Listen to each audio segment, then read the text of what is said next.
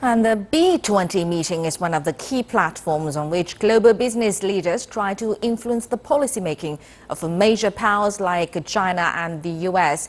Now, CCTV's Han Peng speaks to one of the leading drafters of this year's B20 policy recommendations, Ning Gaoning. And Ning is chairman of China's leading state-owned enterprise, Sinochem. He is pushing G20 leaders to roll back trade protectionist policies.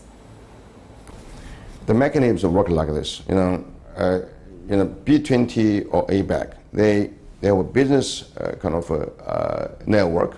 First of all, to collect all the views, then they formulate a sort of a recommendation paper. People being discussed, refined all the time, arguing on the paper how to write.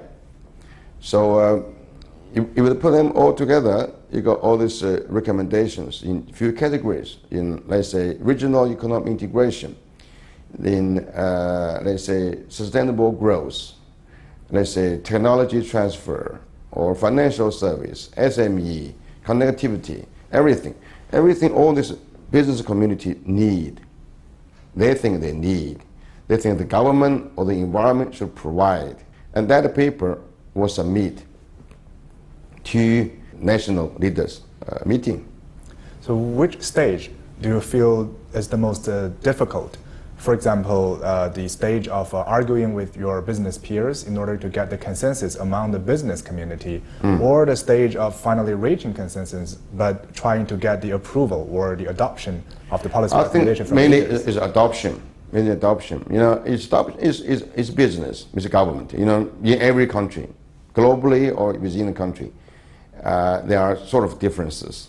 Let's say we want a connectivity. We want to build more highway, railway things.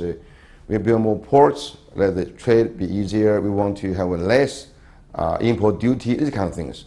So sometimes government will say, "Oh no, we do it, but we do it gradually. We do it, in a manner we can balance the whole interest of the country." These kind of things. You kind of always discuss and arguing. So it seems that the business community is more active in promoting these ideas, but when the government is trying to adopt these ideas, they become a bit conservative. Government got its own angle, its own view. The view is the government want to protect some of their people's job, which is reasonable. They will do this whole kind of free trade exercise in a manner they feel comfortably, smoothly applied, not dramatic.